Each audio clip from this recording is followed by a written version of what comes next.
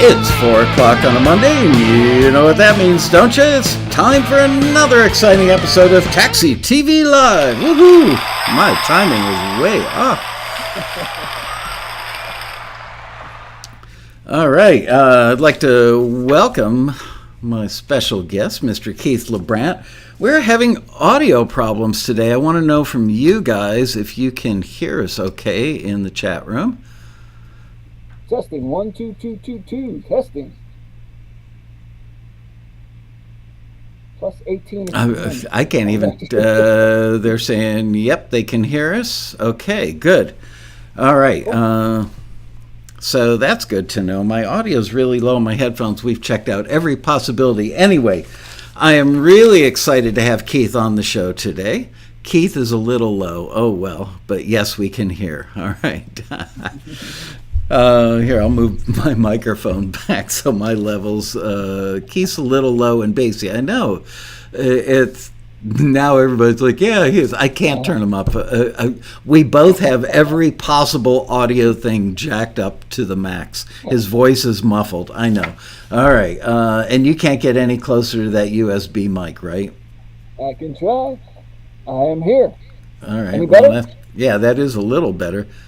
Keith sounds like he's talking on a headphone mic. He's not. He's actually talking through his USB mic, which is part of his Logitech camera, and usually those mics are pretty darn good. Anyway, hi, Keith. How are you, buddy? Good to see you. So I was working, we were doing a little refresh on the homepage of the Taxi website a few days ago, and I saw that Ariana had grabbed an updated quote from Keith, and that quote was, "I've had 105,455 placements on 1,711 TV shows on 283 networks."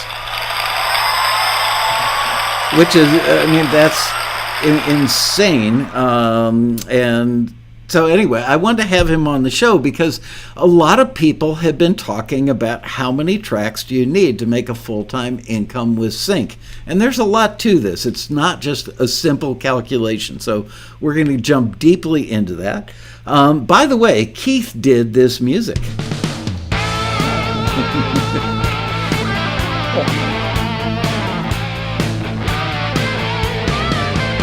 So it was 2 years ago before the first virtual road rally, and probably a month before, I sent Keith an email and said, "Hey, can you do me a favor and make me theme music for the road rally that either sounds like Joe Walsh or ZZ Top or a combination of the two?" And I'm kidding you not that about an hour later I get this track back from him, and I said, "That's perfect." And he goes, "Well, that was a demo." I said, "No, that's fine. It's perfect just like it is." And he did me like, a 5-second, a 10-second, a 20, a 30, a 60. I've got all these different versions of it. And I loved it so much, I just kept using it after the road rally. So thank you, Keith. It was great music. And I'm going to use it live in the ballroom when I walk on the stage for the in-person road rally this year. So I'm excited about that as well.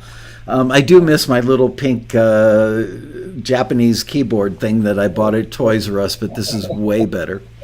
Anyway, so sit tight for a couple of minutes. I want to read a little preamble that I wrote out, and then we're going to get into the Q&A part of today's show about how many tracks do you need to make a full-time income with sync. There, I did that like a voiceover guy. So people ask me this question every week. Somebody somewhere will ask me the question, how many tracks do I need to make a full-time income from sync music? They asked me in the chat room on TAXITV. They've asked me in the hotel elevator, even standing in the bathroom at the urinal at the road rally, which is, by the way, November 3rd through the 6th this year. They asked me in Taxi's forum. So why are musicians so obsessed with the magic number of tracks it takes before you can earn a full-time income with your music? I don't know, but I would guess that it's because they'd rather have their day job be their music, which they love making, versus their day gig now, which they may not like so much.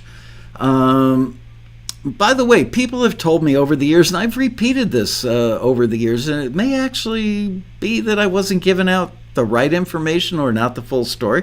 But people have told me, well, if you got 1,000 tracks out in the wild or 1,500 tracks, that's going to be enough to make really good money, kind of inferring, that you're over the $100,000 mark. But do the numbers and stats really give any indication at all as to how many placements and how much income you can expect to earn? I don't think so, and here's why. It's all about context. I see taxi members posting their annual stats on our forum at the end of each year of their membership, but most of the time those stats aren't necessarily all that relevant. Just because you make a lot of submissions, the number alone doesn't tell us, A, if your music is great. I mean, there are people that make a lot of submissions that aren't so strong. And B, if the music you submit is on target for the listings you've submitted to, that's key. And C, what genres are the tracks that you're submitting? In baseball, which I really know nothing about, quite frankly, but apparently Keith does because he's wearing a hat. But, baseball's never, I've always been kind of a football guy, never a baseball guy, sorry to say. Anyway, in baseball, if I'm swinging the bat at every pitch that comes my way, the number that matters is how often I hit the ball when I swing. You could be a lousy hitter, so saying that you swung 1,000 times doesn't indicate how soon you're going to hit the ball or hit a home run, especially if you're not learning and getting better with every swing that you make. That's important. Some people do, meaning get better, and some people don't. They just keep repeating the same mistakes over and over again. So let's say that you get a hit half the time, 50% of the time, and you've got 500 tracks in several different music libraries. But will 500 prog rock tracks get used as often as 500 dramedy or hip-hop tracks? No, just not that much demand for prog rock. I think it'd be cool to turn on a TV show and hear something from the band Yes, but it doesn't happen very often. So the raw number of tracks you've had forwarded or even signed could be irrelevant as to how much money you're making. The genre you're cranking out, I believe, is very relevant. When music libraries, which music libraries are you getting your music in is also very important when trying to calculate how much income you might expect to earn. Are the music libraries, can't read my own typing, are the music libraries your music is in the right ones for your most frequently produced genres? You could have hundreds of prog rock tracks in several different libraries, but your tracks rarely get used because it's just not a genre that gets requested very often from supervisors. Conversely, you could also have hundreds of tracks in genres that are frequently used, but if those tracks are in libraries that don't have clients or shows that use those genres very often, then the end result is going to be the same. Not very many placements and not a lot of income.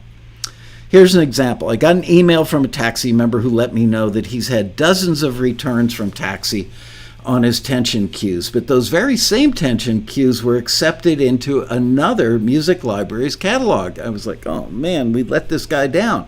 But then when I asked him which library it was, I got the answer that I kind of expected, which was they're in a royalty-free library. I asked him how many placements he's had from all those tension queues in that library over the last 2 years, and his answer was, well, none so far, but I'm sure they'll come.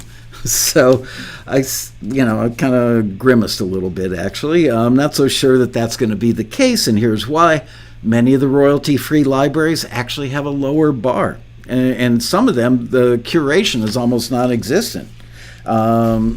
They'll accept almost anything. If it sounds reasonably like music, yeah, man, sure. Here, sign here, we'll put it in our library. And the music that's in a lot of those royalty-free catalogs gets used for wedding videos, it gets used for home videos, it gets used by people for TikTok stuff, it gets used on YouTube videos. And let's face it, they don't use a lot of tension cues. Usually it's kind of like, comedic stuff or just pretty background music. Although maybe some of the weddings actually should use more tension cues. Let's see, do I? There we go. Oh, I feel so. Thank you, Roadcaster. Enough. Calm down, audience. Stop it. Anyway, do you think reality shows that do use a ton of tension cues license those tracks from royalty-free catalogs? I'd suspect not. Therefore, one could deduce, and that's the first time I've ever actually used the word deduce on an episode of TAXITV, so a very short round of applause on that. Therefore, one could deduce that a couple of dozen high-quality tension cues and a couple of high-quality music libraries that have close working relationships with shows like The Bachelor or Catfish will get used far more often and earn much more income than having 500 tension cues in catalogs that don't have many relationships with those shows or any clients who need them. So let me read that one more time, because this is really key to the whole thing. Therefore, one could deduce that a couple of dozen high-quality tension cues and a couple of high-quality music libraries that have close working relationships with shows like The Bachelor or Catfish will get used far more often and earn much more income than having 500 tension cues and catalogs that don't have many or any clients who need them or use them. So there you go. So now you see why the number of tracks you have out there relies heavily on where you have them and what genre they are as to how much income that they will produce. And this is just one example of why the track count can be absolutely meaningless. Another misleading number is the number of tracks. Are they 1,000 distinct tracks, or does that number actually only reflect 300 distinct tracks? But when you add in the alt mixes and the cut downs of those 300, it sounds impressive to say I've got 1,000 tracks out there. So you really need to determine that. So now it's time to dig deeper with a world-class expert who actually has 105,455 placements on 1,711 TV shows on 283 networks. Thank you for waiting patiently, Keith.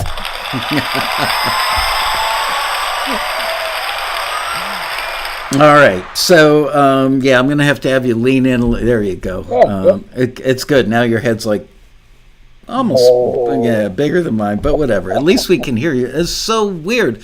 We tried so hard to solve this audio problem. We spent a good half hour on it. Couldn't get it any better. Anyway, so let's dig into the numbers. Before we do, I want to let our viewers know that Keith has a full-time job. He's got a family. He's got a wife and a daughter. And at this point in his life, he doesn't create music for his full-time gig. He could if he wanted to quit his job, and start doing it 8 hours a day. But frankly, not to be judgmental, but I think he's making the right choice. He's got a day gig that pays him well.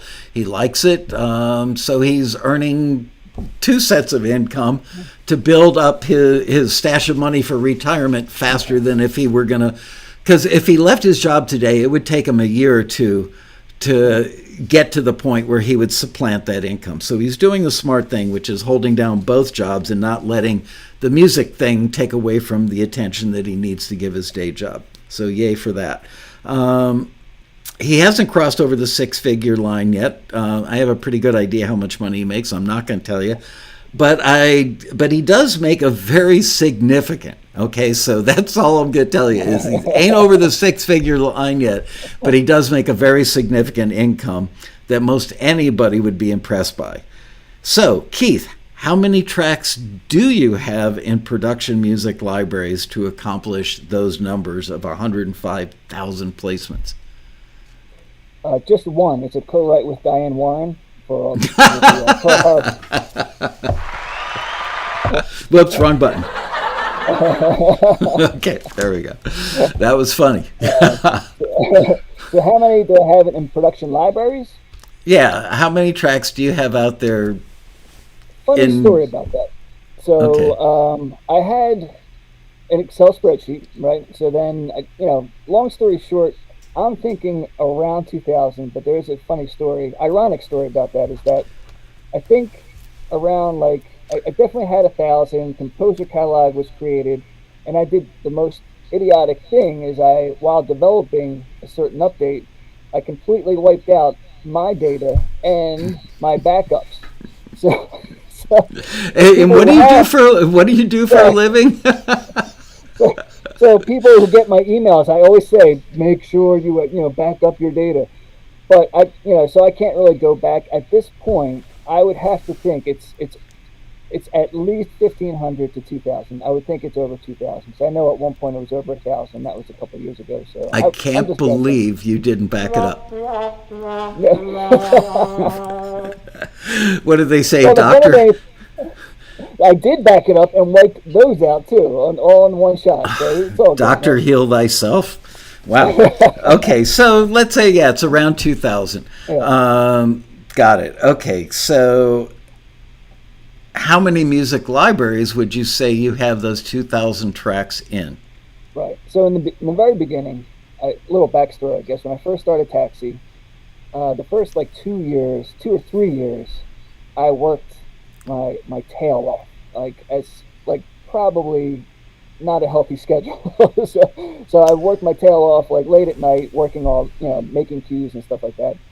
And I got to the point where I was making a lot of connections via Taxi, and I at one point probably had like 20, 25 publishers, right? So not saying that I Wow. was stocking them all constantly, but I had a good idea at that point to say, well, which ones are working, which ones are kind of just sitting on the shelf, and what are my strengths compared to what do they do. So it was a very cool opportunity to get that experience of all these different publishers and trying to figure out how we can work together. Mm-hmm. So some of them, maybe they didn't specialize, maybe they were dance oriented, and I just got in with something off the cuff.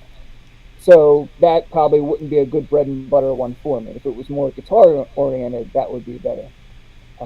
So I got to a point where I started whittling them down, to something a little bit more manageable. And at that point, you realize which ones were a better fit for both of us, publisher and the composer. So I think that's the most important thing, is that you can have 4,000 publishers, but if you don't have a good relationship, or it's not a good fit, it's really not worth it to try to keep Yeah. on feeding that, or try a genre that you're not even good with. I hear members saying to other members, "Oh, can you tell me what library you're having the most Yeah, success with?" And frankly, I wish the members wouldn't give up that info to other members, because then what happens is member B reaches out to member A's library that they've had a lot of success with, but the two people do different types of music. right. One of them does dramedy cues, the other one does trailer orchestrals, let's say. Yeah, yeah, So then the library hears the trailer orchestrals and goes, wow, these are really good. I should put these in my right, catalog. But they're not really thinking, I just don't have a lot of clients for this. right. So therefore, then composer B is a little ticked off. It's like, wow, I can't believe they did great for you, Keith. They did terribly Yeah, for yeah, me. It's because 80% of their clients are reality shows. They don't need orchestral trailers. yeah. So there are just Another so many aspect ways is that can go wrong. Yeah. Yeah, another aspect is like, say you saw a Taxi listing and you worked your butt off for like, I don't know, 24 hours to create this epic trailer cue, and you submitted it, you got it forwarded, and they said, great, we'd like 10 more, and then that's not your strength, and you worked, you kind of, did your best on that one, and now they're asking for 10 more. So you Yeah. got to learn that genre real quick, and so it's pros and cons, because I think with Taxi it opened me up to different genres, which was great, but I don't think like in the strictly dance genre, I know that's not me. So it would take me a while to dissect that, analyze it. Not that I say I couldn't, but if someone said, okay, that's great, I need 10 more, I'd be like, ooh, I got to really put some time into that, compared to like something more guitar oriented, where it would take me 2 seconds. Got it. How long have you been doing this? I know that you've played in bands, done a lot of live gigs. I know that you've made records of your own music, but around the time you joined Taxi, was that the first time you forayed into getting music into any form of media? Yeah, it started actually probably maybe a couple months before that, just trying to do it on my own, and it was ridiculous. Just trying like just trying to find the time to do that and keep track and try to, it just Taxi was well worth it. I've told you many times, it's well worth that price, because you're not dealing with that you vet the publishers, you know what's going on, you have that relationship already, and now you're just opening doors. So I probably started with Taxi in 2007, I think, around there. Okay. Um, So it's been yeah, 15 probably. years. Yeah. And just people are still talking in the chat room about the audio. Just so everybody knows, we cannot solve this Yeah. problem. Two very capable audio engineers, and we've tried the microphone in his headset. We've tried the microphone that's built into his Logitech camera, and we've tried the microphone that's built into his laptop. Excuse me. We've tried everything. It's just it ain't working. So I'm so sorry, folks. This is as good as it's going to get. Sherry Bell says she can hear okay. Well, apparently, Sherry, you must be less than 60 years old, because the rest of us are a bunch of old codgers with bad hearing. All right, so let's keep going here. So in the beginning, when you first started up 15 years ago, give us a timeline of your productivity. Like, how many tracks would you do in a week or a month in a year? Well, like I said in the beginning, I was hitting it hard. So I would probably say at least 5 to 7 cues a week, probably more. Like it was a lot. I was spending a lot of time like late at So, night. so So you've at least, all, you've always been, I guess, fast in the studio, because I know a lot of people just yeah, starting out might take a week to do one cue. I personally think yeah, maybe they're overthinking it, over yeah. perfecting it, but they want to get it really right. I understand their reasoning for doing it. I think there's another thing too is you don't, like you said, you don't overthink it. Where sometimes we take it personally. When you're trying to create a cue, you want it to, you want it to be awesome. Well, sometimes television doesn't need awesome. When you listen to the reality shows and stuff like that, I was watching some home building show. It's just a basic bed. Like half the times they don't take the lead; they take the lead out. They use the alternate mix where it's just rhythm guitar and some drums and a bass, and that's it. So that was probably the biggest lesson when I first started, was how to really just boil it down to the basics, because I was writing like mini epic songs because I was used to being a songwriter. And so it got to the point where once you start learning, okay, you got some taxi feedback. It says, well, you really should do that, this, and then you kind of say, okay, this is all I need. I need a basic melody, some chords, and drums and a bass. So Hmm. it's kind of letting go of your ego, Right, and your like I urge to said, have your music be the thing that everybody goes, wow, that's the best piece of yeah, music I've yeah, ever heard in a cooking show in my life. And yeah. if they make that comment, then you've failed. You, Right, you have failed for making it too good. And it's not that you're right, making it bad, you're just making it so that it enhances the emotion and the energy of the show, yeah, versus sticking out going, hey, the music is cooler than what the people on the camera are saying. yeah. Yep, They get yep, cranky about that. absolutely. Speaking of egos, um, all right. So in a really productive year, at a peak level of, Keith is like Yeah. drinking a lot of coffee and working really late at night and totally ignoring your family on the weekend. What's the Yeah. most highest number of tracks you've ever cranked out in a year, estimated?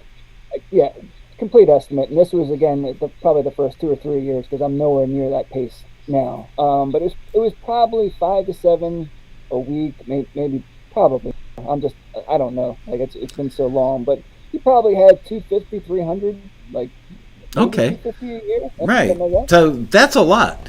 Quite an Yeah, accomplishment. And I know but your work really well. And you were making good tracks at that rate, which is yeah, impressive. but I wouldn't suggest that schedule for everybody, because it really did wear. I mean, it really made me kind of think I got to step back, and you have to balance life and music. And but it was great. I mean, that was awesome because it really built my catalog quickly. Like, so Hmm. if you have the time, like getting back to that number, what do you need? I don't know if I'm like jumping ahead, but I really think there's something to that 1,000 number. I really do. Like, too But much that just time ahead. not Yeah, just the number, though, because again, yeah, you could have 1,000 pieces of music that are yeah, prog rock that nobody's going to use, or at least not yeah, use very often. You could have 1,000 pieces of music in the wrong catalogs, not going to yeah, get used very often. So what yeah. you did was the right thing I to guess, do. You yeah, made the right I'm set. music for the right catalogs that had the right outlet Yeah. for your music. And I think by the time you're writing 1,000 pieces of music, you have those relationships and you know which ones work. So it's not like I would think, I'm just going by, my opinion.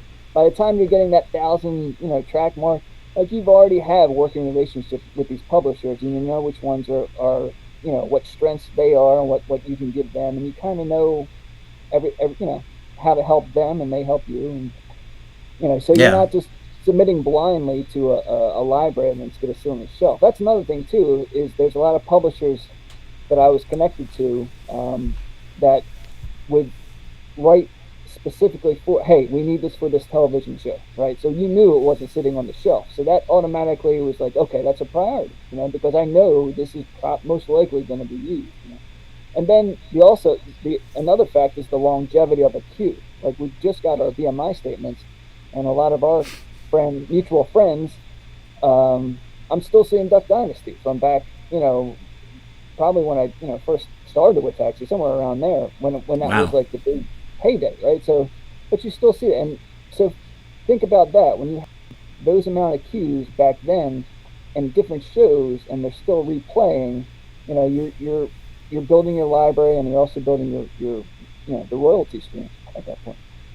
Yeah, you are not dissimilar from two or three other successful Taxi members that I know that they really hit it hard in the first couple of years. Yeah, Matt Vanderbo is a great yeah, example of yeah. that. I'm trying to think who else. Matt Hurt, another great example of that. Once he figured it out, he went, "Oh, so if and Matt's Yeah. Swiss accent. Oh, so if I made this much and it won, what if I did Right, 100 right. like that?" Yeah, And he's yeah. literally told me that in the parking lot outside the Taxi office, and then he just hit it really hard. So it's good because what it does is it gets a lot of your work out in the wild really Yeah, quick. So it starts the income stream. Then you can slow down because you've got right. some income. Yeah, yep. Um, you do songs as well, and frankly, I'm not sure if you do songs for media. I know you do albums of your own work, which, by the way, got to tell you, Keith is a world class shredder. The guy can play several genres of guitar, like I don't know, Steve Vai style. What is that style? It's Prog? just yeah. I hate to say shred. It's not shred, but I mean it's because Yeah. it's melodic, But that it's there's technique and technical, I guess, involved with that. But it's more of a mashup of blues and technical stuff, and it's kind of like Steve Vai, Joe Satriani kind of deal. So yeah. Who's the other guy that you turned me on to that I really loved? Paul It's like Paul Gilbert, Paul right? Gilbert. Paul Gilbert, Amazing. yeah. Anyway, just so you guys know, Keith is literally, he could like get a call, from Steve Vai's band. Steve can't make the show tonight. Can you come fill in for him? I have a feeling he can pull that off. He is literally that good. But Ironically, since you mentioned that, I did have a call with Steve Vai's promotional manager who does all the promo for him for that album I put out. Couldn't get the things together, but that was pretty cool. We talked for about 40 minutes, and he really enjoyed the album. So that was like a nice pat on the back, I guess. um, remind me, like Wednesday or Thursday of this week, not Tuesday or Wednesday. I'm booked solid already. Remind me Yeah, Thursday, and I'll reach out. I don't know if he's still a partner with that good friend of mine in the record label that I don't want to mention because 1,000 people will send him stuff. But yeah, if they're still doing that label, you're the kind of yeah, artist they put on that label. So let me check. yeah. We're good. Yeah. Anyway, so the amazing thing is that as talented and as accomplished as Keith has become on guitar, which is, I mean, it's like mind-blowingly good. He doesn't really get to use that skill set so much in production music. Probably closer to Louie than Joe Satriani a lot of the time. Um, Absolutely. but let's get back to songs and tracks for a second, which is how I started going down that rabbit hole. Um, do you ever do songs for production music libraries with lyrics and vocals? Very rarely I'll sing because I do have a couple vocal albums out. Very rarely, but I'll do a couple co-writes a year. I don't know. so I don't necessarily sing, but actually I just finished a couple different projects with uh, the, uh, the the Paul Ottens and the Coughlins and the Ethans. So we have a Right. little cool group there. So, but getting back to your question, I don't. It's probably like 2% of what I do. Yeah. Okay, so that's good to know because there is a difference. I saw actually John Pearson, who I was happy to see in the chat room before, Yo JP, that people who make songs, while a typical piece of instrumental music gets used in an episode of Duck Dynasty, you might get a royalty statement that tells you made 87 cents for that or $4.13. It's extremely rare that you're going to make hundreds of dollars on a single placement or thousands of dollars. I mean, if your piece of instrumental music were in a big national TV commercial for Ford trucks, you might make 50,000 or 100,000. But typically, when your music is in a reality show, you're making little chunks of money, but it all adds up because of the volume of all those placements. Whereas with a song, you might get $2,500 to $5,000 on a sync fee to get your song placed in, an episode of, I don't know, whatever, something that's a hit on broadcast television.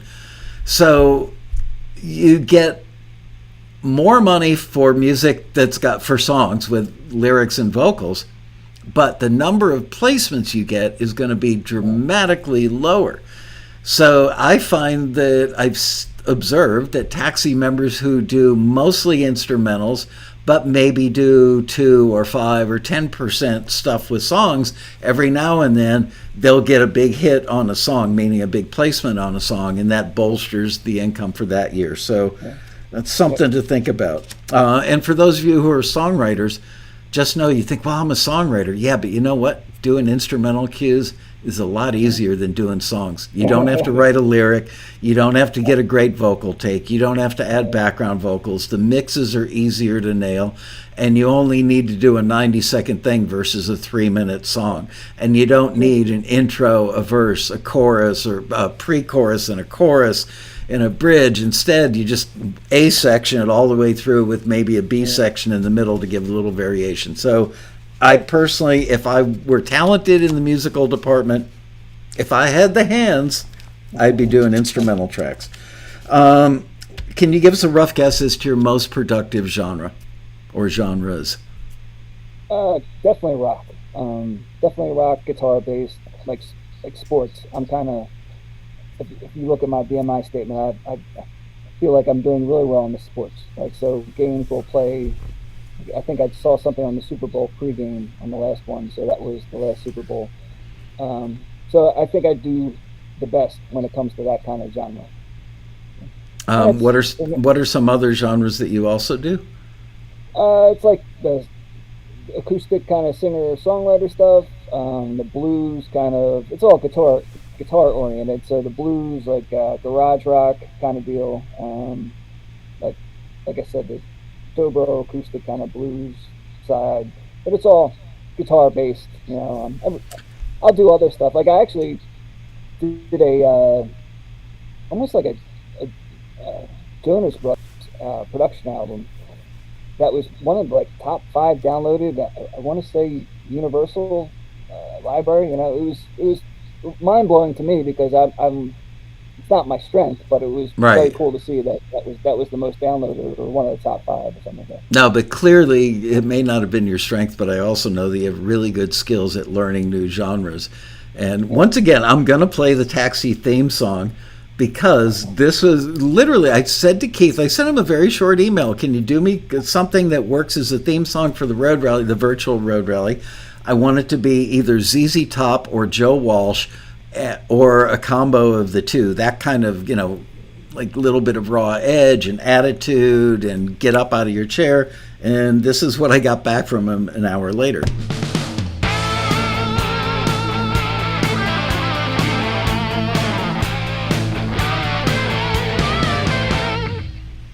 And not that I recommend that everybody does this, but he will go to the trouble of seeing what kind of amp the guy in the band used, what kind of guitar he used, and mimic all that stuff to get as close to authentic as possible. So hats off for that.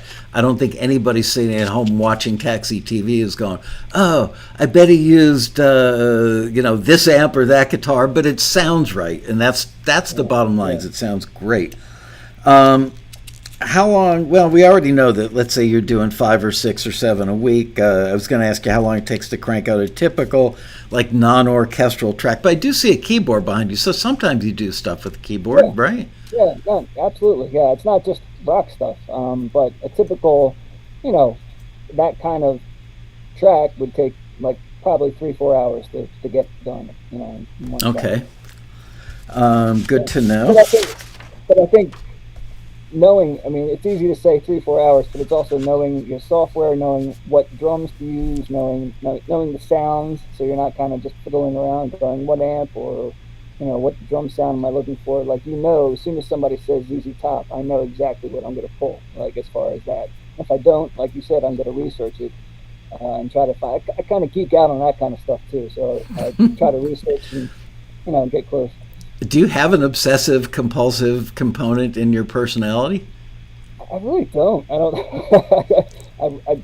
That's not really me. But with music stuff, I love to tone match and get something that sounds authentic for me. Like, it's not just. I know it helps the publishers, but it's just kind of my thing. I'm not going to start answering questions from the chat room just yet. But somebody did ask, what kind of, do you do real drums or do you do drums in a box? Program drums. So I use Superior 3 or Easy Drummer. Okay. That's actually, I'm very compulsive about, or very OCD about drum sounds. It's all my life. I've always wanted, like, the perfect snare sound, and I'm a guitarist, but anytime I'll record like something for my own project or that guitar album I did, like, I just spend the most time mixing drums. Like, it's always, I don't know why, but it's always been what I focus on. It's weird. Wow, my kind of guy. Yeah. Back in my studio days, getting a great drum sound mattered so much to me, and I loved. There's nothing more satisfying than going, wow, those drums sound great. Okay, so. Over time, did you notice which libraries seemed to get the most placements for you, and then strategize which genres you worked in most often based on those placements? So in other words, if you saw that the libraries you're working with were getting a lot of, like, acoustic pop rock, I'm just pulling that one out of thin air, but light, happy, emotionally uplifting, it's a brand new day, acoustic pop rock. If you saw that was a genre that a particular library was getting placed all the time, would you then orient yourself to doing more of that type of music rather than doing something else that you may actually enjoy more or love more if you were listening as a fan, but you went where the money was? Yeah, I guess with the publishers, you would see that, hey, guess what? Your music's getting used on this television show. So then your ear kind of pops up, and you kind of take a mental note. What was that? What did I record? Why could it be special? I'm not saying it is special, but why did they pick that? So you try to analyze that, and then you try to make more of that. And not necessarily. I guess my strategy was the publishers that were I don't even know how it worked, but I got to the point where, like, they were like, hey, we need this for this television show. Like, they were directly piped into that. So it was almost like a hierarchy, you know what I mean? So they were like priority one, and then it was like, hey, we need an album of this. Okay, I can do that, but I kind of put stuff in priority, and I could see what was working for me. It might not work for everybody. Oh, it sounded like it worked really well. Do you see that the number of placements that you get from each library goes up and down? The point I'm trying to get to is people fall in love with the first library that gives them a kiss. My dad always said that to me, don't fall in love with the first girl who kisses you back. It's true. So a lot of people, a library reaches out, or they get something through Taxi, placed in the library, and the library goes, "I love this. Can you do a full album of this? 10 more of these for me." And then I've got a publisher who loves me. They don't love you. They may like you, and you may get along fine, have a great working relationship, but they're not just in love with you and your music across the board. They're in love with that music because they needed it and had an outlet for it. So if you give them everything you make in every genre, you may be giving, is it true that you may be giving them music that they won't get placed? Yeah. And then you're like, wow, that library was really hot for me 6 months ago, and now they're a stiff. So I say don't put all your eggs in one basket. Am I nuts? Yeah. No, I think I did that in the beginning, and that was wrong to do, because, like you said, you get this, you've got this deal, like oh, okay, this is my first publishing deal, so let me, give them everything I have, or write constantly for it, and it maybe it works out and maybe it doesn't, but you definitely shouldn't be putting all your eggs in one basket. Kind of hold some back, and then that way the next deal comes along, because at some point you're going to figure out what publishers work for you and what works best as a relationship. Yeah. Which I think is important, because you could feed these people all these rock tracks or blues tracks, and they just needed it for that one show, and now they're not. They moved on, so now you have all 20 tracks that they're not even looking at. Yeah, the show ends, or maybe the music supervisor gets fired and they get a new one who doesn't have a relationship with that library. There are several ways that can go south. And I remember once you said to me, I remain a Taxi member even though I'm successful at this, because it's always a good idea to meet a new library or two every year. And I think it was you the other day that said to me in one of our phone calls, it's like, wow, you guys have so many great listings now. We've had 2022 has been our best year for adding new companies. Really, I mean, we've always worked with great companies. We're getting more great companies running listings with us on a regular basis than ever before. It's like the industry is, before we had to call them and say, hey, would you like to work with us? And now they're calling us going, is it okay if I can run a listing? Well, let me see. We'll have to check the calendar, see if we can squeeze you in. So I think I said to you, it's almost like a renaissance period, because I was flashing back to when I started, like all these listings coming in, and then you had a great opportunity for a lot of different genres, and kind of helped me build my recording different genres that way. I remember doing like a world beat kind of song, or a calypso. I forget what it was, calypso. I never would have done that, but I saw a Taxi listing. I'm like, let's give it a shot. So, and I got placed. So yeah. Cool. Somebody just asked a question in the chat room that's literally tied into what I'm about to ask you, which is, how do you know which libraries specialize in which genres? And to the person who asked, which is Jay Tezzi, I want to let you know, they may specialize, they don't permanently specialize in a genre. It comes and goes with whatever's hot in television that year. If there are a bunch of shows that are Kardashian-like, it's going to be that kind of music. If there are shows that are more like Duck Dynasty, it's going to be that kind of music. But they don't only specialize in that one thing forever. So how is it that you determine, is it through conversations with the people at the library? What else? Yeah. What other shows are you working with? How do you find that? How do you do your intel?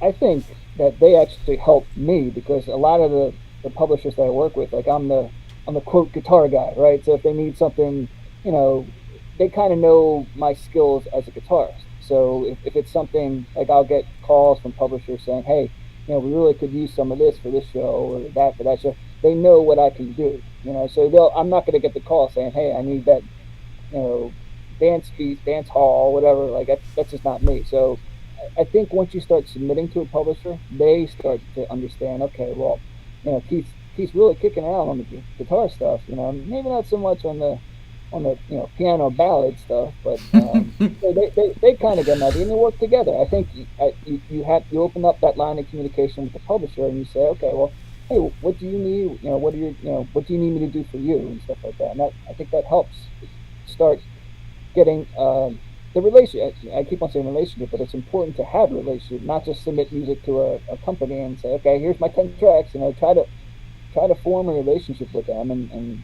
see what that you could do for them to, expand their opportunity for placements, because you both win at that point.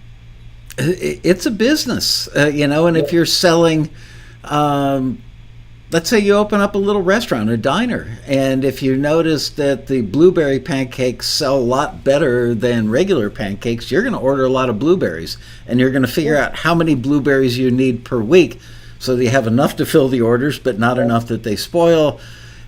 This is not different. It's literally sensing what the marketplace is asking for and giving the marketplace what it's asking for. Right. Duh, business 101. And a lot of publishers list on their website what shows they have music on, right? So if you see that these shows are completely out of your league, then you kind of have a picture of what, maybe you shouldn't be putting music in there or trying to, unless, whatever.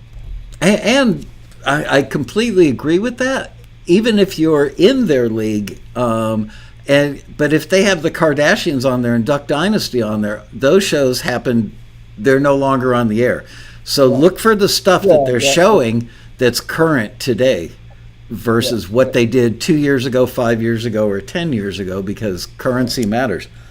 Have you ever noticed, you already did that. Okay, so as I mentioned before, Keith is the inventor of Composer Catalog, which is used by a lot of Taxi's members.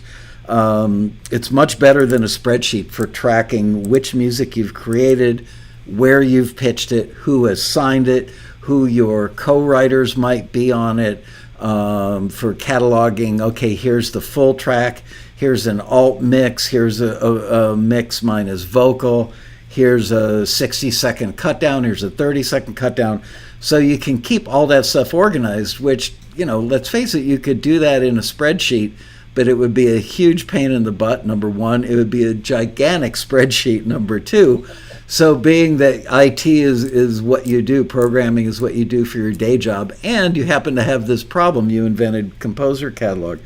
So something that we talked about on last week's show actually ties into this, and I think that Composer Catalog solves this problem. And the problem is we have so many members. We were on with Pedro last week.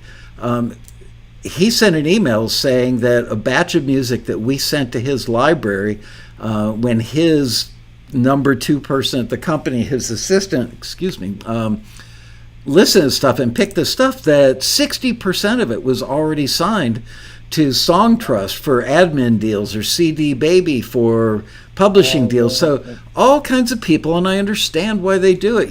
They're distributing their music through CD Baby, which is a fine, reputable company. I'm not impugning the integrity of these companies in any way, shape, or form, but I'm saying know what you're signing. Because people see that little box, would you like to upgrade to CD Baby Pro and have us monetize your music? Monetize means money. Of course I would. Check the box. And what they don't realize is they've entered into a publishing deal. But then a year later or 6 years later or 10 years later, they take that same piece of music, submit it to Taxi when a music library, which is a publisher, is looking for stuff to add to their catalog. They get it. They go through this whole vetting process. And then when it's time to pull the trigger on it, it's like, hold on a minute. This stuff is already published. So I can't sign it because it's already published. So as I was lamenting that problem, I realized Composer Catalog would be an awesome way to keep track of all the music where you did check the box and agreed to either publish it or do an admin deal. So does Composer Catalog have the capacity to do that? Yeah, you could. I always created a catch-all comments tab because I know I wouldn't be able to catch everything. That's fully searchable. So if you wanted to put, submit it to CD Baby, whatever, then you search on CD Baby, all your tracks would come up that have that in the comment section. So there are ways to handle that. The biggest thing is for me, I didn't want to submit a track that I've already submitted or I've already signed. Right. Like that was like the biggest no-no, right? So it's like, well, that CD Baby is a no-no too, but I just didn't want to do that. So that was kind of like my spreadsheet was just crazy, and I'm not a spreadsheet kind of king. There's people out there that can kill it, and props to them. I just could never do that. So I, kind of did some typing and put a little database together, and Well, and people can check it out at composercatalog.com, right? yes, yes. I was one of the earliest people to see it, and I was blown away. I don't have a catalog, so I didn't really need it or use it, but I could certainly see from a business person's perspective, you want to know where your products are going and what you have in inventory, all that stuff. Yeah. And this makes it so much easier. Spreadsheets are unwieldy. We obviously use spreadsheets for a lot of stuff here at Taxi, and frankly, I don't like it when a staff member sends me a link to a spreadsheet that's on like Google Docs, and I open the damn thing up, and it's got so many columns and rows that every time I look at this number and then I want to look at that number, it's like, to get to the other number. And that's what I mean. I could be doing it completely wrong, but when I started, it was like, here's the song, and here's the publishers, and if it was non-exclusive, if there was 2 publishers, and then it would be like, submitted this one to Taxi, and oh, I got the new column, it's a new publisher, and then it got to the point where it was all the way down. I'm like, nah, this isn't working. Yeah. Exactly. Yeah, it creates more work than problems does it solve, because of just the physical location on the spreadsheet. So yeah, everybody. I offer a free trial because I know it's not a perfect fit for everybody. So you can at least try it. If it's not your bag, it's cool, but there's a free trial that you can put 5 tracks in and just see what it's like, if you wanted to. Absolutely. People should absolutely do that. And honestly, you've improved it a lot since I saw the early version of it, but it's going to work for a lot more people than it doesn't. And let's find somebody who it's going to work for right now.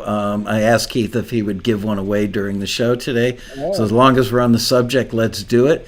And here's what we're going to do. You can only type +1 time. Don't type it in 10 times. And don't start typing until I say to start typing it. And then Liz is going to take her finger and run it up and down the chat room and pick a person. And that person will email Liz, and she will connect them with Keith, and he will give them a key. Sherry Bell. Bad, oh. Sherry. Bad. You just typed in +1, even though I said don't do it yet. We'll do some wait music. There you go. Okay. Go ahead and play. All right, here we go. So type your +1 now. Go.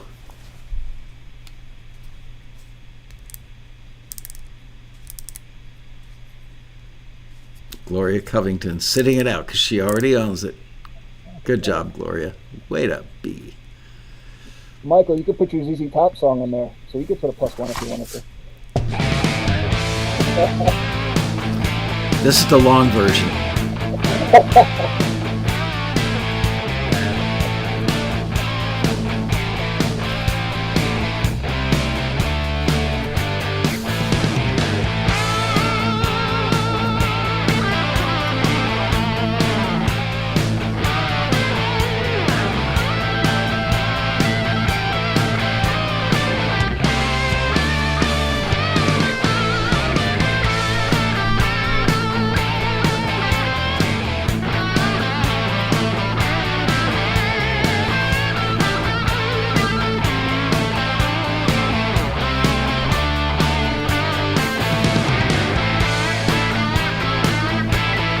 Michael J. Fox doing his little thing on the stage.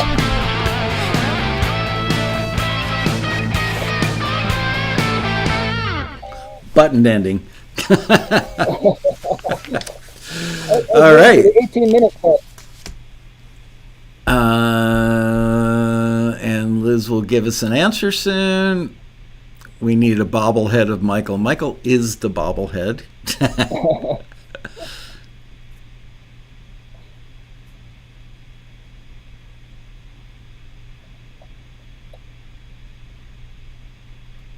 Yeah, I think you're talking about my outfit today, which I'm wearing my NASA shirt, which I'm very proud of.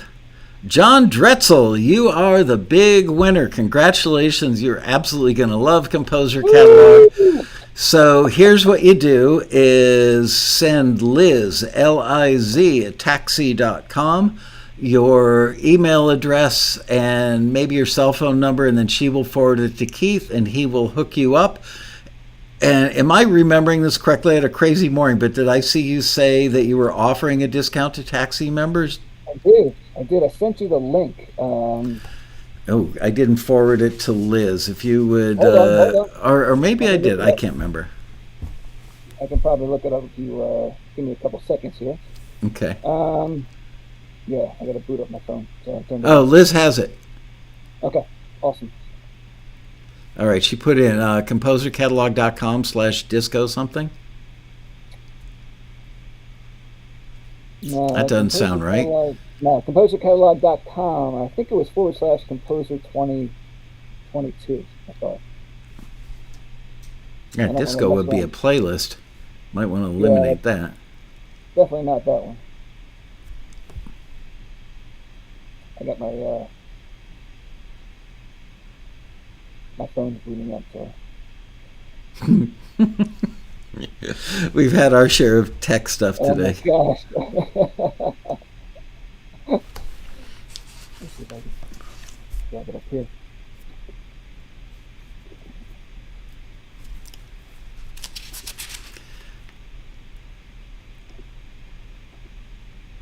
Oh, I see. It's discount 2002, so it looks like disco because it was cutting off in the chat. So it's Composer Catalog. Discount 2022? Liz has discount 2002. I don't know if that's a typo from her or a typo from you. All right, I'm pulling it up.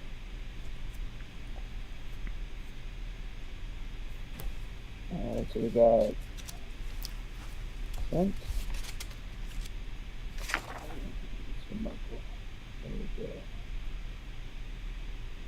Oh, it's 2022, right. Yeah, Liz had a typo in hers. It's not 2002, it's 2022. I'm looking at the email. Okay, so there you go. Go check it out. Get your discount or try the demo. You know what? If you really sincerely want to eliminate the problem of ruining your relationships with companies by sending them music that's already signed, Composer Catalog is by far the best way to do it. So there you go. All right. So I've already talked about, let's see. Oh, we got a half an hour left. Good. We already talked about songs versus cues. I'll reiterate it once really quickly just because it's here in my notes. And that is with cues, in any given reality show, there are typically somewhere between 85 and maybe as many as 125 slots for instrumental cues. In a typical 1 hour drama, there might be 2 or 3 or 4 or sometimes only one slot for a song with vocals on it. Typically, those slots are somebody walks into a bar and there's a jukebox playing in the background. So that's me. That's my specialty. It seems like a lot of my stuff is there on the guy, right? There you go. And every now and then there'll be a featured song that's done in a montage at the end of the show where the boyfriend and girlfriend decide they want to get back together, and all those little things they want to say to each other, expressions of love, how much you mean to me, can sometimes be best summed up in a 2.5 minute song. And so they'll just show a close-up of the two of them staring into each other's eyes or walking hand in hand down the beach together and playing the song with the lyric that fills in what the script isn't saying. But even though that might get you $2,000, $3,000, $4,000, $5,000, the number of opportunities are very few. So personally, I don't know, with the songs, it would be interesting to kind of plot that out. I'm sure the instrumentals do win out, I guess with that, but it'd be interesting to see what the data points and how much like a song and the longevity of it and different placements compared to an instrumental. It's interesting. We should do a little study with you and somebody who does mostly songs like Callie J. They could earn a whole year's worth of income by one placement Right. in a Nike commercial. Exactly. Yeah. But then again, they may not get another commercial that generates 50 or 100 grand for another 3 years or ever. Yeah. No guarantees. All right, so let's open up the floor for viewer questions now. And if you would be so kind, please type the word question in all caps so it's easy for me to spot them in the chat room, and I will feed them to Keith, and he will answer. How long is the discount active? I'll keep it up for a week. So let's say next Monday. Today's Monday? Okay. Today's Monday? Yeah, today's Monday. So a week. Question, should you name all your tracks? Should I name all my tracks? I do name all my tracks unless I'm told not to. But I try to make them as interesting. I'm sure everyone says this, but as interestingly as possible, especially if I know if it's going to a certain TV show and their, batch of cues. I want to make it kind of, stand out. And especially with sports stuff or rock stuff, if it's going to, let's say, like a football kind of project, you want to kind of, name it like that. Not too specific, but something something like we are the champions. Yeah, something that you're something that you're getting. It's a sports vibe. But it makes it easier for editors to identify. Yeah. It telegraphs what it's going to sound like. And I know I said this before, and before we move on, I do want to say this. One of the things I did in the very beginning is everyone says, should I sign this deal, right? Should I sign this with my piece of music, or should I hold on to it? And to me, I always just signed it, right? Because then, or if I have two perfect example, like this song was submitted to 3 different taxi submissions, right? The first publisher, comes back and says, we'd like to sign. Well, I have 2 others. So should I wait? What should I do, right? And I've always said, I've always done was sign it. And then when the other people say, I'd like to sign this, say, I'm sorry, it's signed, but I can write something just like it, and I usually would get it to them the next morning, right? So then, wow. So I knew when they opened up that email, they knew they weren't going to get that check, but guess what? Here's another one, so that opened up another relationship. So, and I did I don't want to say recently, maybe a year ago, with that clap stomp compilation you put together. Right. I got 3 relationships out of that deal from one, because one, I signed the original one, and then 2 other people came through and said, hey, we'd like that. And so I quick wrote stuff, and, so I got 3 for 1. So don't be afraid to keep, your music and don't submit anything or sign anything. Just go for it. What Keith's referring to, the Stomp Clap compilation that Taxi put out, that he was contacted by multiple companies wanting to sign. So, excuse me, we just had the same scenario. We did election night coverage, and everybody on that compilation got hit up by most of them got hit up by several libraries. And I got a phone call from, somebody I consider to be extremely picky. And he called me up and said, I got to tell you, man, that compilation you sent out, especially this particular guy, was amazingly good. So those compilations are working well for our members. So when you see those, pay attention to them, kids. Okay, here's a question from Elizabeth Usher. With Composer Catalog only being installed on one computer, what do you recommend for people who work on a desktop at home and then take a laptop to conferences or whatever? Well, you could always export your database. I mean, it depends on how crazy you want to get it. I've always kept it into one desktop because of licensing, as far as trying to keep it from pirating. But if you're on the move like that, I guess you could export the database and then import it if you're going to be away for a couple weeks, and then import it into another desktop, do your work, come home, export the database, import it in there.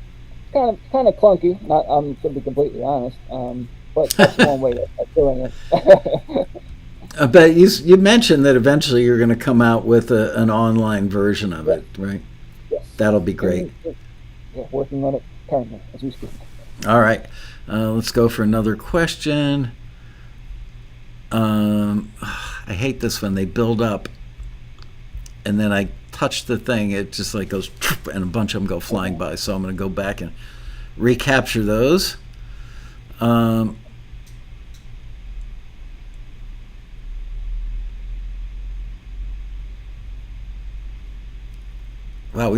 I think we got a lot of new people in here, and I'm glad you guys are watching. Do you have artwork for each track? I do not. No.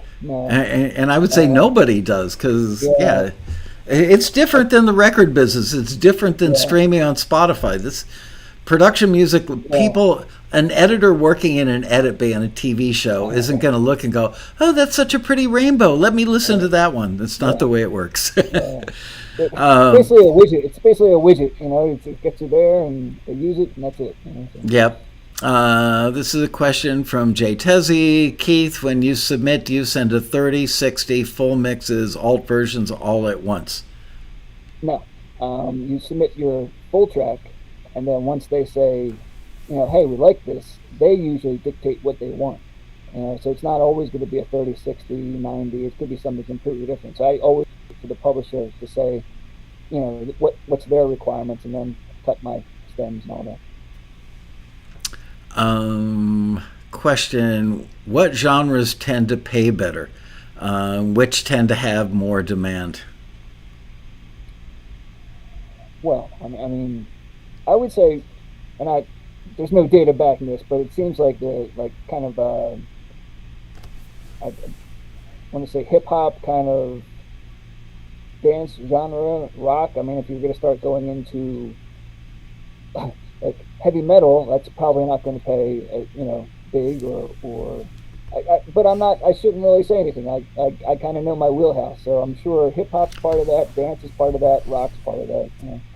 Yeah, it all depends what network and what shows. I mean, let's face it. You turn on HGTV, and you're going to hear a lot of capo halfway up the neck, light, emotionally uplifting acoustic music.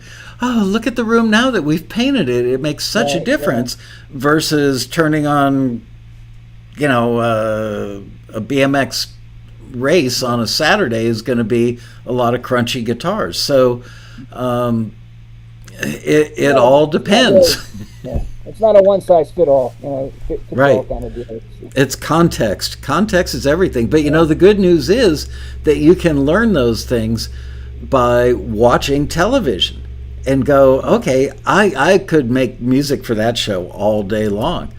And so, good, make a bunch of that music and then find out which library works for that show or works with that show. Andre Stepanian wants to know, when you were going nuts submitting 5 to 7 tracks a week, were you just trying all different genres, or could you find enough guitar-based genres that were being requested? The majority of them were guitar-based, but I did go out of my wheelhouse, and I'm glad I did. As far as that, because it helped me kind of get a little more well-rounded. I think that's the ultimate goal, is you want, you don't want to be like, here's my, I'm that AC/DC guy, right? And it's great, but if you could be that AC/DC guy and kind of be, whatever you want to say, insert band here, you kind of are rounding your abilities and getting more opportunities. But to answer your question more directly, the majority of them were guitar-based, but it wasn't necessarily rock. It could have been the capo halfway up, singer-songwriter stuff, or, blues stuff. But another thing, too, I've been playing since 1986, so I kind of, for a lot of guitarists who play a long time kind of know how to play different styles. So. Right. But, the first, I still remember, and I probably said this, the first taxi listing, and we always joke around about the submission, and my first listing was a piano. It was like piano ballads. You need cues for this, right? So, and I know everybody goes through this. Like, they read this, and I'm like, I could play piano. I could do a ballad, So you start like monkey pawing some stuff, and here it is, Can you imagine if you didn't have like a $5 submission, or like for that, like you'd have all these people that, like me, right? Be sending out like 4 of these submissions, thinking I got this, and that was my first eye opener with Taxi. It's like, okay, Right? There's a bar here that we got to work with, and it kind of helps you, get well rounded with everything. Yeah, that's exactly why we charge a submission fee. We call it in-house, we call it the discouragement fee, so that people don't take pot shots at every single listing. It would bog down the system so much that we couldn't offer, taxi at a fair price. It'd be $3,000, not $300, just because we need. Without a submission fee, that would be crazy. Yeah. Well, at first I didn't have the submission fee designed into the business plan. And John Brahaney from LA Songwriter Showcase, who was one of our earliest screeners, but I initially hired him as a consultant, and he said to me, you've got to have a submission fee, otherwise people will send in every song they've written for every listing every time you run one. And you won't have a company in 30 days. He was right. Anna Coate, this question doesn't really make sense, so I'm going to take this one and try and make sense of it for you. Questions for Keith, but I'm going to answer for him. Do you submit one song to more than one publisher or submit only one album per publisher? No, with Taxi's listings, submit that song for as many different opportunities as you think it's a really good fit for. And whichever one calls you first, if the deal sounds good, sign the deal. If one of the people from a subsequent submission, or even one that you made earlier, calls you after you've agreed to do that first deal, do exactly what Keith did, which is you say, I'm sorry, that one's gone, but I can make you more of those if you'd like. That way you get stuff in 2 libraries, maybe even 3. So I hope that answers your question. Once again, the jumping questions, scrolling back so I don't miss anybody. Even better if you could have that another additional cue when you write back to that publisher and have it ready for them and say, I can't sign that one, but here's one that's kind of like it, Yeah. That goes probably a long way. And for the kids who are new to the drill, the day that you're doing that cue, let's say you're doing a stomp clap. Well, let's say you're doing a straight up thing like the TAXITV theme. You're doing something that's like a ZZ Top guitar driven rock track. You might as well record 3 or 4 of them because you already have the drum sound, you already have the bass sound, you already have the guitar sound. Now you have to think about different moods. Okay, so let's do one that's fun and uplifting and raucous. Let's do another one that's a little ominous and serious. Let's do another one that sounds like sports. And you could do 3 or 4 or 5 of them, maybe do a different key. Some of them are major, some of them might have a minor or a 7th thrown in there. But you've got the sounds. You've already got your template. So make more so you don't have to go and reinvent the wheel. Template. So when you're done, save it as a template, right? Because now you know exactly what instruments are needed. So that's another big thing is having templates. Ken Mesford wants to know, do you use real amps or do you use a modeler? I have a Kemper profiler, and I also use plugins. So neural DSPs, I really like their stuff. But Kemper usually is what I heard one the other day from Universal Audio. They've got a stomp box that mimics the Vox AC30. Nice. It was incredible how close. I mean, it sounded amazing. It is crazy these days. I think we talked about that. It's crazy how close they are getting to, something like that. Yep. All right. Do you batch copyrights or copyright things separately? This person's going to be shocked at the answer because I already know what you're going to say. No copyrights at all. It's by the time you wrote down all the copyrights and did all, it's there's no copywriting at all. So and the reason being, now if you're writing a song that you're going to pitch to major label artists, absolutely register that copyright. For a 90-second thing, it's like nobody's going to bother stealing it because it's not going to generate enough money on its own to make it valuable enough to steal. So if anybody comes out with another one that sounds like that, it was probably by accident. Yeah, yep. If it's like you said, if it's my own personal projects, like an album that for me personally, I'll copyright that, but not anything for television. No. Okay, looking for other stuff.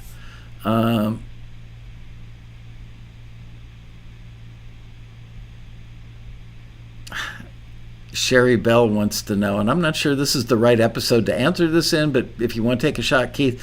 Sherry Bell says, how do I best utilize my daughter's sweet spot talent is deep lyrics and music melodies? The first question would be, can she write music? Can she play music? Or is she a lyricist? Because then if you're just a lyricist, then you need to find someone that you can co-write with and collaborate with. If I'm understanding that one right. Yeah, and so basically she writes deep lyrics, which, frankly, there's not going to be a lot of need for in television because they've already got a script. They don't need a lyric that tells a story about when I looked into your green eyes and, thought about us riding down PCH in your Camaro convertible. Too much detail is often accompanied in a deep lyric. But yes, if you're going to look for a collaborator for your daughter, somebody that can produce tracks, we have Taxi members that are really good in the studio, really good on their instruments, but they really can't write a melody as well as they'd like, or maybe lyrics aren't their strong suit. They get together, they make a happy marriage. We've seen it happen 1,000 times, maybe a lot more. Yep. All right.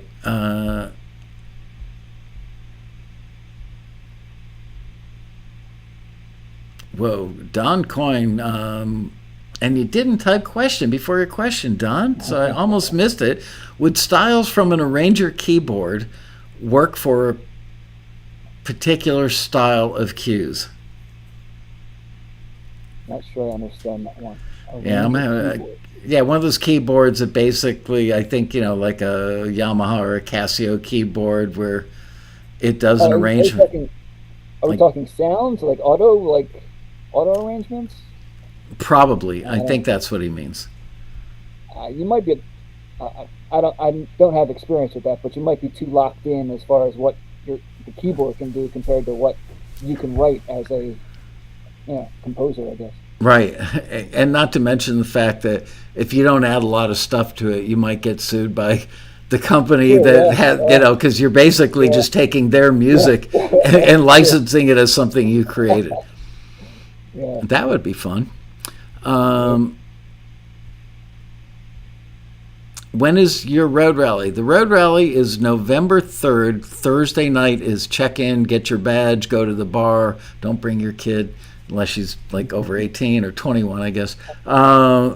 And Friday the 4th of November, Saturday the 5th, and Sunday the 6th. It's life-changing. You really need to come. I'm looking for another question.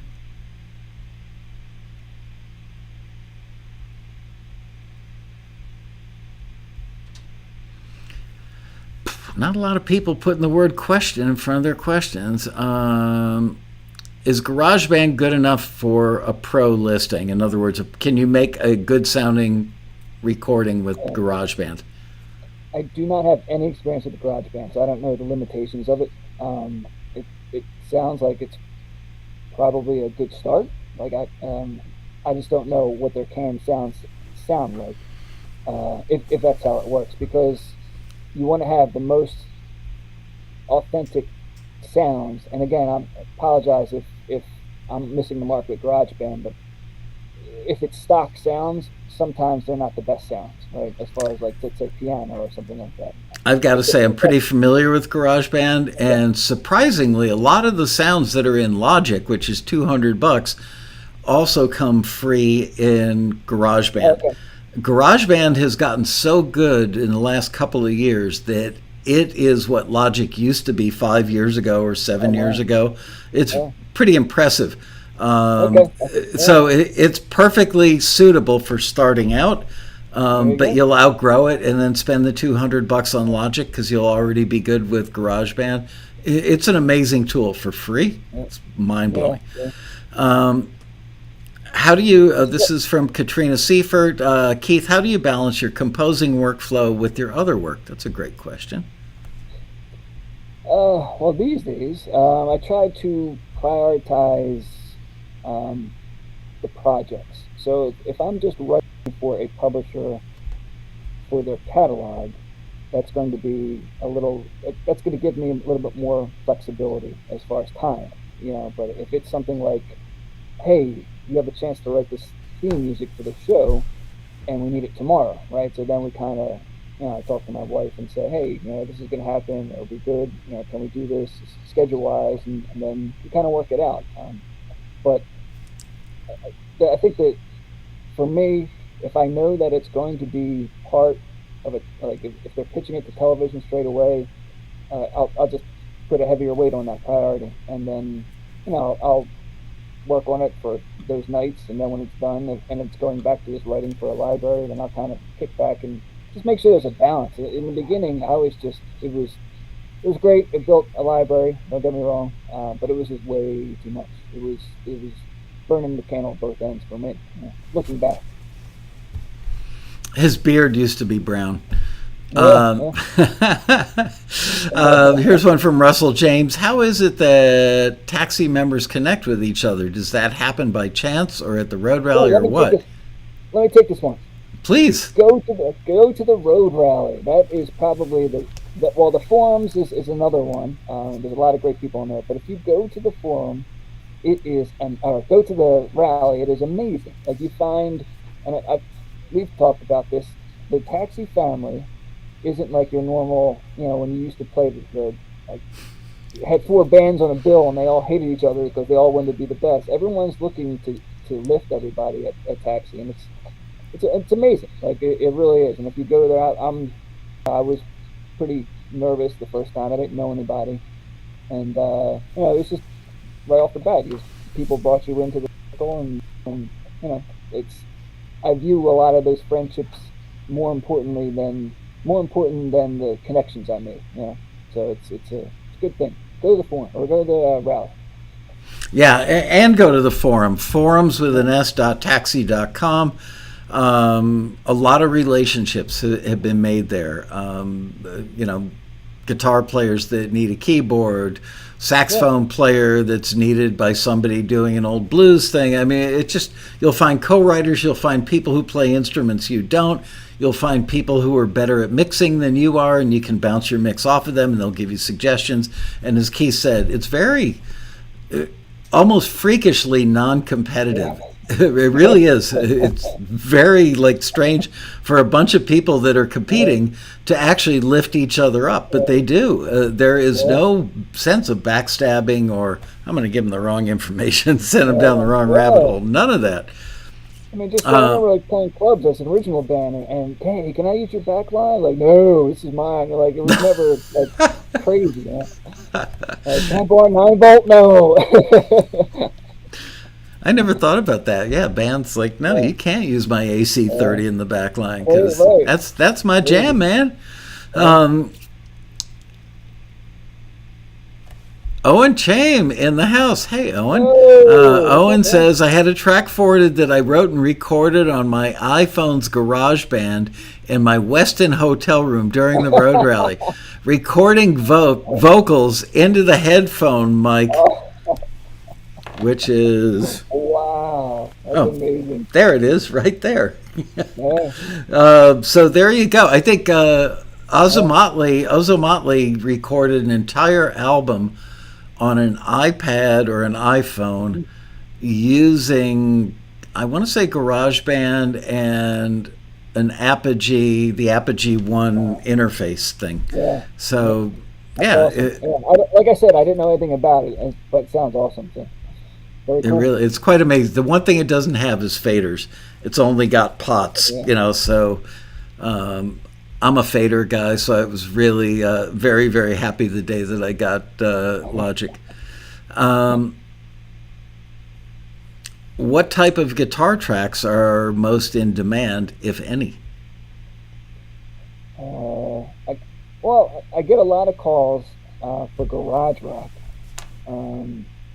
Kind of like that fuzzed out rock stuff. So I always get calls for that. A lot of traditional blues, bar kind of stuff that you would hear in a bar on television. And sports, like the up tempo, driving stuff that you would hear in a replay, or if they're highlighting a player, they would play behind it. for me, those are the three most common ones I normally would get, I think. Ethan Nakamura, I believe you know him, Oh, has a yeah. question. Yo, Ethan, One uh, fourth of the settings. there you go. What are you using for electric guitar sounds these days in your recordings? I'm doing the Kemper Profiler, and a couple like plugins as far as like I said, neural DSP. But the majority of stuff is the Kemper Profile. It's black. It's dark magic. It's amazing, that thing. Great. All right.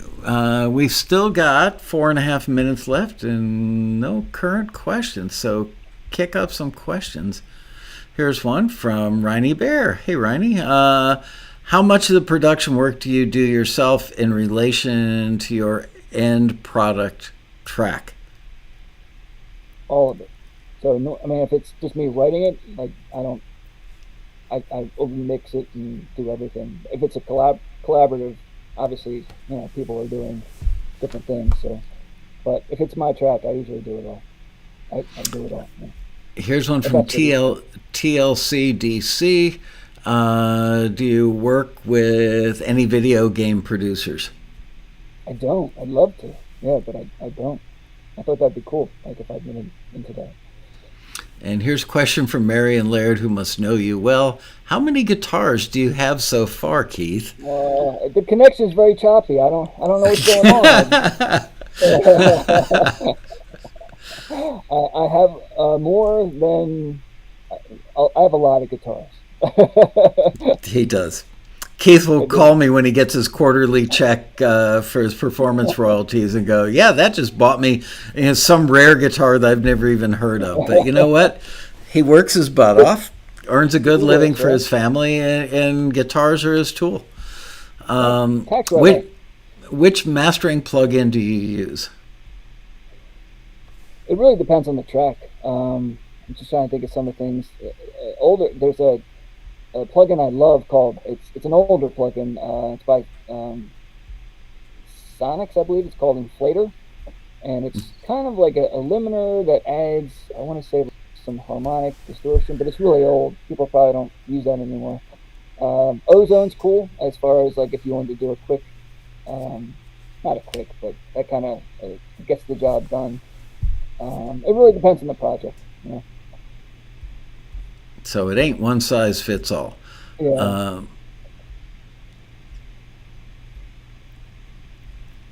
Paul's question just got answered. Ozone, I've got to say, for those of you talking about mastering, Ozone is the one that I hear from most of our members who I consider fairly advanced members who are very comfortable with their workstations, very comfortable with soft music software in general. Ozone seems to be the thing. Okay, I think got sometimes that. you gotta tweak that still though. Like I know they have a lot of automated parameters, and if you don't know what you're listening to, it could be a little crazy. But for the most part, it's awesome. If you hear it making a sucking sound in your music, it means that you've turned the knob back the other direction.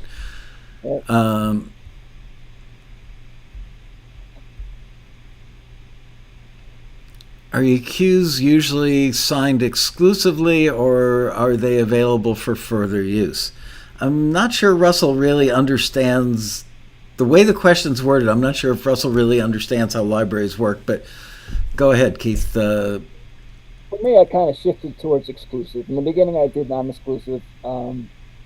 Nothing against non-exclusive libraries. It just seemed like I wanted to go the exclusive route because it was just easier, because I was treating my non-exclusives as exclusive. And what I mean by that is when you have an exclusive library, you can put one track into multiple libraries and they would retitle that usually.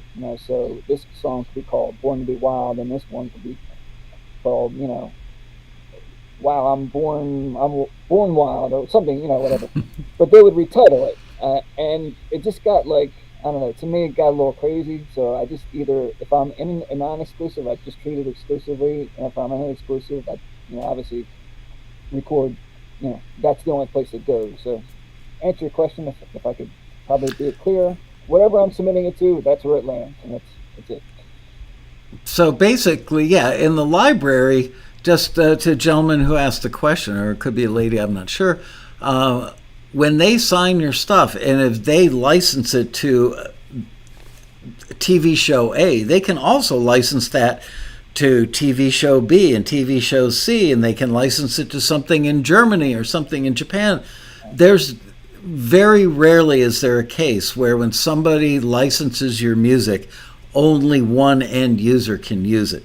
That maybe, here's a case where that might happen if they license it for an Apple computer commercial. Apple's going to say, okay, we want an exclusive on that, so it can only appear in our commercial and not in any TV shows or other commercials for a period of 1 year or 5 years or something. But I wouldn't even worry about that. The chances of that happening to you in your lifetime are pretty darn slim. Yeah. And with that, we're out of time, if you can believe it. This really flew by. Yeah. And once again, I want to plug Composer Catalog because it's the right tool for doing what you guys need to do. I don't get paid for this. I don't make a commission on it. I do it because Keith invented something. Being an end user, he understood what it needed to do and built the right thing. ComposerCatalog.com. He's got a discount currently running for a week for Taxi members. Go check it out. You can download it, put 5 or 6 songs in, try it for a week. Again, I want to reiterate that you cannot submit music to a production music library listing or a publisher listing through Taxi if that music is in fact already published. And you may not even realize that you did publish it the day you check that box to upgrade to CD Baby Pro or the equivalent thereof with TuneCore, or maybe you signed with Songtrust to administrate your music and collect your royalties for online appearances. All those things are one form or another of a publishing deal that prevent you from signing with most production music libraries. Somebody's going to say in the comments, so I'm going to stop that now, they're going to say, but it's non-exclusive. Some of them are non-exclusive deals, meaning you could put the same music in 2 or 3 different catalogs. The problem is people forget that they signed that non-exclusive by checking that box 3 years ago, and then they submit it for a listing for an exclusive library. The exclusive library spends an hour vetting the music, checking you out as a composer, listening to other music they can find of yours online, doing all this due diligence, and then they offer you the deal only to find out that you checked that box 3 years ago and forgot about it. So you need Composer Catalog so that you can write CD Baby in the comment section. You should do a color coding thing that there's like fluorescent red or something shows up. Any song that's already been signed somewhere, that there's a color code for it. Actually, I forgot. I created a custom track status, so you can put whatever status you want in there. So there's a drop down like submitted to Taxi, submitted to CD Baby. So you can do that too. So forgot about that too. There you go. Keith, well, I'm incredibly proud for you. Proud of you. Anybody who's tuned in late to this show, I just want to read these numbers off one more time. We were redoing the homepage on the website the other day, and I saw an updated quote from Keith. I've had 105,455 placements on 1,711 TV shows on 283 networks.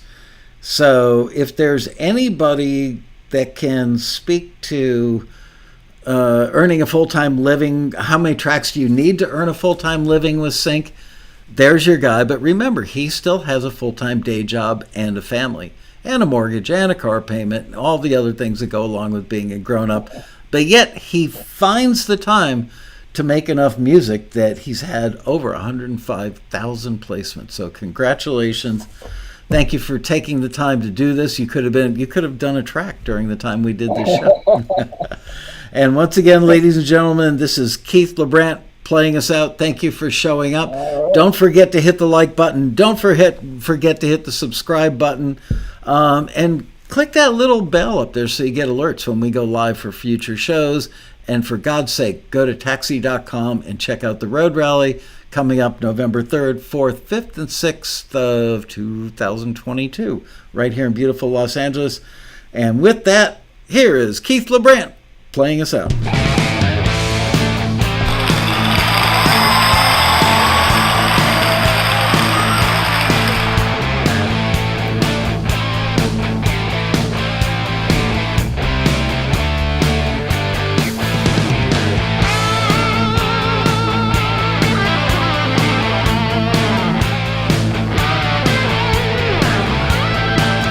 start my fade every week.